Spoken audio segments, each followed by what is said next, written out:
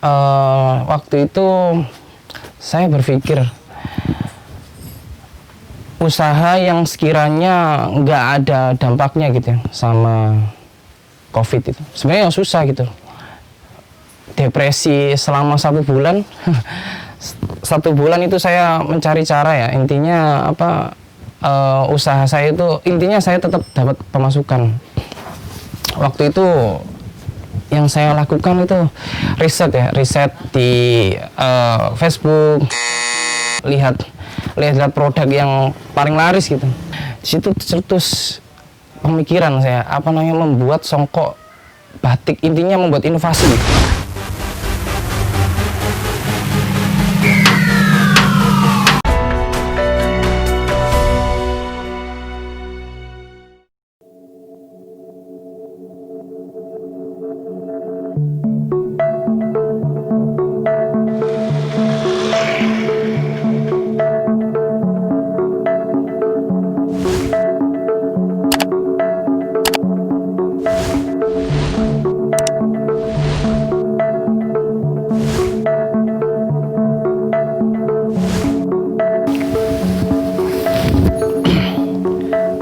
Dimulai bulan Maret ya waktu itu.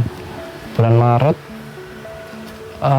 semenjak pandemi, usaha saya waktu itu, usaha pertama itu travel waktu itu ya. Sudah berjalan selama 3 tahun.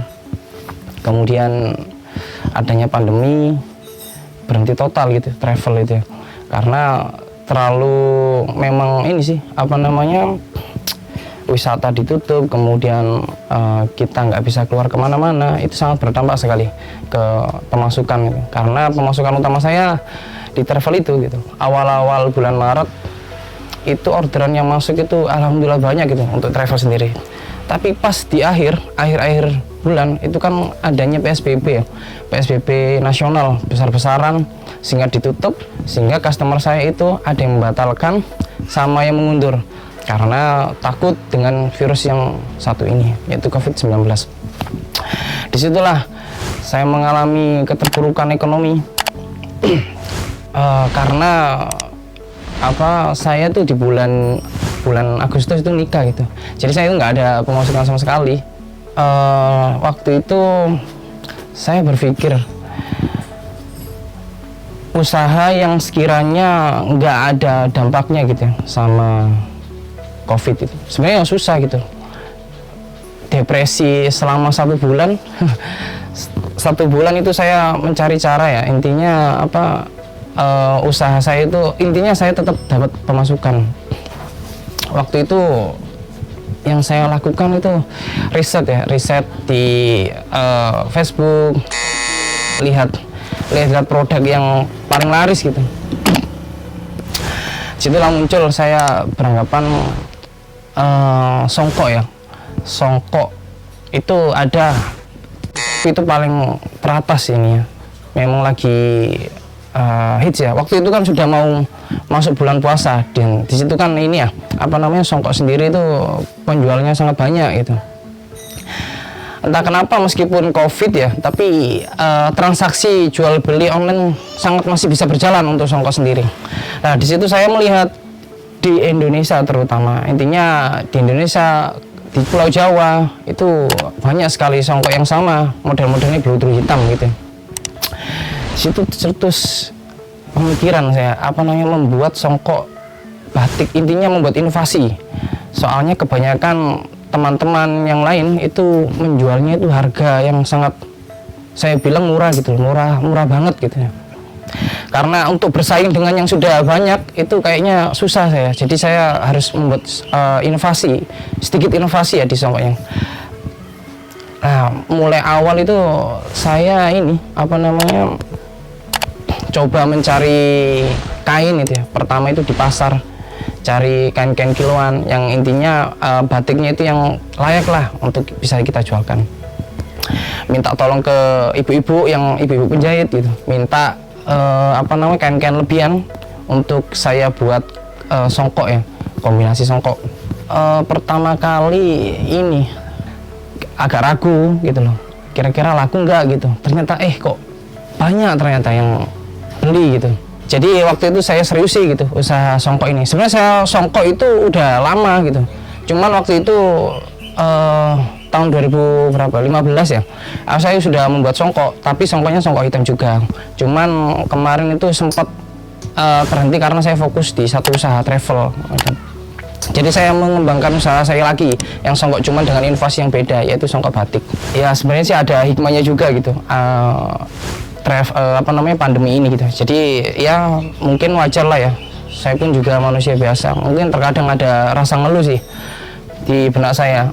Karena saya juga ada merasa tertekan karena gimana mau nikah kok nggak ada pemasukan sama sekali gitu kan. Saya juga kan nggak enak sama mertua juga, apalagi sama orang tua. Proses produksinya seperti apa? Berbicara proses produksi, sebenarnya produksinya sama. Proses produksinya itu sama kayak songkok-songkok biasa, songkok-songkok hitam itu sama. Cuman kita kan ada kombinasinya di di kain gitu, kain batik. Jadi saya ingin mengangkat nama batik gitu aja. Karena memang khas Indonesia adalah batik gitu. Itu. Tapi nanti selanjutnya saya ingin juga buat ini sih, songkok batik beserta sama bajunya. Mungkin kedepannya seperti itu. Tapi nunggu ini sih, memang butuh waktu ya untuk membangun itu karena memang ditinjau dari modal juga, tapi sudah mulai stabil. Songkok batik, tingkat kerumitannya seperti apa? Jadi songkok batik itu memang dibandingkan songkok yang biasa dari bahannya ya. Karena yang pertama kalau yang songkok nasional yang hitam itu memang mudah, ya gampang lah gitu. Ketimbang songkok batik, memang batik ini dari kain, sedangkan kain itu kan bahannya beda-beda ya. Setiap batik itu ada yang kain katun, kain sutra halus. Jadi kan ini ya teksturnya itu kan beda-beda ya. Ada yang molor, ada yang enggak, ada yang padat gitu ya. Susahnya di situ. Makanya mungkin penjualannya sih lebih ya itu bisa menyasar ini sih untuk cocok lah untuk semua kalangan ya. Maupun yang high maupun yang low jadi bisa kena semua. Karena memang pantas dipakai kalang sih. Gitu. Iya. Untuk memproduksi satu biji atau satu unit songkok itu membutuhkan waktu berapa lama? Pengerjaan satu songkok kurang lebih ini sih Pak ya 20 menit lah, setengah jam. Nggak sampai sih kayak gitu.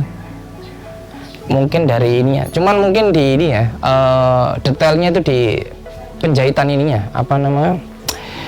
karena jahitan bagian dalamnya ya, karena di songkok batik itu sendiri kan memang pakai kain ya, jadi dia itu sering blender itu ya, sering bereset gitu ya. Jadi mungkin lamanya di situ, mungkin butuh waktu 20 sampai 30 menit lah untuk mengerjakan satu ininya. Itu sampai finishing ya, benar-benar sampai packing itu ya. Tapi kalau 20 sih mah bagi teman-teman yang sudah terbiasa nggak nyampe ya segitu.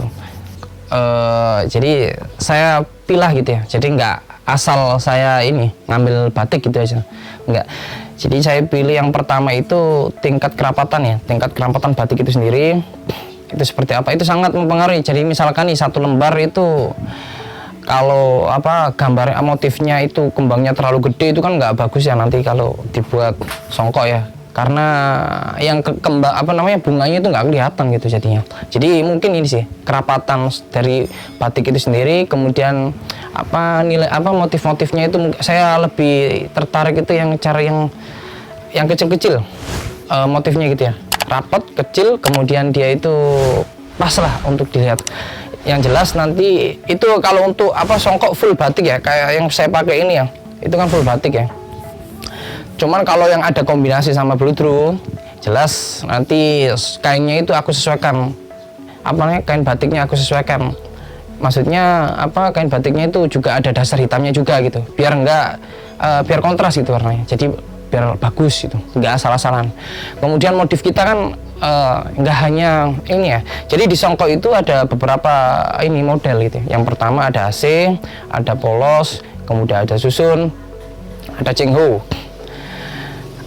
Kalau di saya lebih dari 4 itu ada ini kan ya, untuk songkok nasional. Cuman kalau saya itu ada berapa ya, ada banyak ya, ada susun, ada AC, ada polos, ada cengho, ada trompa juga, Kemudian ada AC yang modelnya itu ada yang lurus, ada AC-nya kanan kiri yang lebar, kemudian ada AC-nya yang setengah gitu.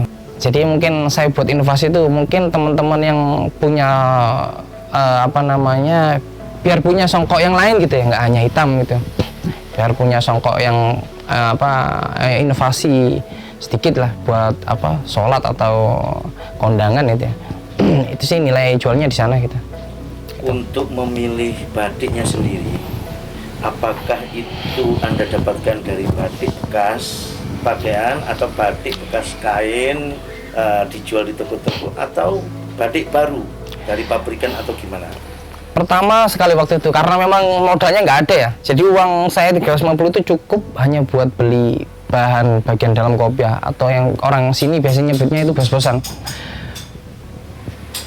Untuk kainnya waktu itu yang pertama kali saya itu minta ke tukang penjahit ya, tukang penjahit ke ibu-ibu lah. Waktu itu banyak sekali, dan itu kok kebetulan bagus-bagus gitu loh batiknya. Aku ngambil dari situ. Jadi memang nggak ada biaya itu cuma berapa waktu itu ya, 350 waktu itu, cuma 350. Saya kembangkan pelan-pelan.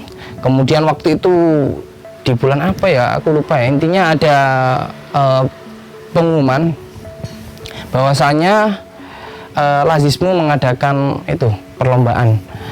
Intinya untuk siapa yang intinya UMKM kan, memang ketika ada dampak kayak gini kan ini ya, jadi setiap semua pengusaha pasti merasakan ininya kan, merasakan dampaknya kan. Nah disitulah saya tahu bahwasannya Lazismu dari PP Muhammadiyah mengadakan bantuan hibah itu sangat membantu sekali itu. Berjalannya waktu, adanya tambahan biaya dari pihak Lazismu, itu uang itu aku gunakan untuk beli kain ke toko-toko. Biasanya saya beli meteran misalnya kayak gitu, beli meteran ya jadi setiap motifnya 1 meter gitu, karena 1 meter itu sudah bisa banyak sekali gitu dapatnya. Sampai dapatkan dari Lazismu bantuan-bantuan dan apa saja, apakah ada pelatihan atau pembinaan yang semacamnya dan sebagainya?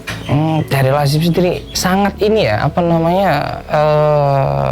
sustainable ya, sangat berkelanjutan gitu. Jadi kemarin itu kita dapat dana hibahnya, kemudian memang ada sedikit penjelasan ya, pengarahan, kemudian ada pelatihan, ya ada pembinaan lah ya, lebih tepatnya itu pembinaan untuk mengembangkan usaha itu. Jadi dengan adanya bantuan kemarin itu sangat membantu sekali lah untuk mengembangkan saat ini. Saat ini saya juga sampai bisa membuat kemasan ya, dan penjualan itu sangat naik signifikan lah itu, naik sekali gitu daripada sebelumnya gitu. Penjualan saya coba jual di Facebook waktu itu, membuat beberapa inovasi songkok batik ya. Ternyata kok sangat banget gitu, prospek gitu, potensi ya. Jadi belum ada, saya bilang prospek atau potensi itu belum ada yang menjual songkok batik gitu ya, karena ini sih memang pasarnya, mungkin mereka yang membuat songkok hitam itu belum tahu pasarnya ya. Nah disitulah awal mulanya. Jadi saya gencarin di pemasaran, iklankan kemudian di Facebook, di Instagram, kemudian saya membuat website juga. Tapi yang paling sangat produktif dan intens pemasarnya di Facebook sama penjualan meningkat pesat ya. Alhamdulillah setiap hari itu dapat orderan yang dulunya itu cuma 2, 3, 4, sekarang bisa sampai 60 dengan penjualan per bijinya 60.000. Ternyata waktu saya coba jualan di Facebook sama Instagram ada 1-2 lah penjualannya. Kemudian saya membuat beberapa inovasi, banyak lah inovasi, kayaknya ada beberapa ya, 10 atau 12 itu motif di songkok batiknya. Itu kemudian saya iklankan waktu itu. Saya iklankan, iklankan itu ternyata kok malah potensinya luar biasa gitu. Penjualannya semakin naik gitu. untuk pengiklanan tersebut. Dan ini ya alhamdulillah sekarang juga sudah punya karyawan ada 7, kurang lebih 7 ya untuk pengerjaannya. Dulu itu cuma 1, sekarang alhamdulillah sudah 7 orang. Setidaknya kita sedikit berbagi lah dengan teman-teman yang lain gitu. Untuk target sendiri ya jelas saya ingin memperluas pasar ya, mungkin sampai seluruh Indonesia. Karena memang yang pertama kendala saya itu customer itu, saya kan ini ya, untuk sekarang itu customer saya itu cuma di Pulau Jawa. Karena apa? Karena saya kan sistemnya pre-order bijian. Kalau misalkan saya ngambil di luar Pulau Jawa, pasti ongkirnya itu terlalu mahal. Kasihan juga kalau kita bebankan di customer. Mungkin nanti kedepannya saya juga bisa memperluas pasar saya gitu. Dengan nanti adanya modal, mungkin bisa menjangkau pasar yang lebih luas. Kemudian yang kedua, itu yang pertama, yang kedua itu pengennya lebih ini ya, eksis di dunia milenial ya. Jadi teman-teman yang ini sih, teman-teman saya yang seluruh Indonesia juga bisa merasakan produk saya ini, produk asli anak bangsa, produk asli Indonesia, lokal. Kemudian yang ketiga, yang jelas saya juga bisa membantu teman-teman yang lain. Karena semua teman-teman, terutama desa ya, teman-teman saya yang di desa itu juga kena dampak gitu. Dampak karena memang sangat berdampak sekali gitu ya, COVID ini. Pelaku usaha bukan hanya saya, jadi semuanya gitu. Jadi teman-teman yang kerja juga banyak yang kena dampak. Jadi saya ingin membantu teman-teman juga biar tetap kerja gitu ya. Kita kalau bahasa anak sekarang itu kayak urip setengah edang lah, bareng-bareng. Yang penting kita bisa berbagi sih Pak, gitu.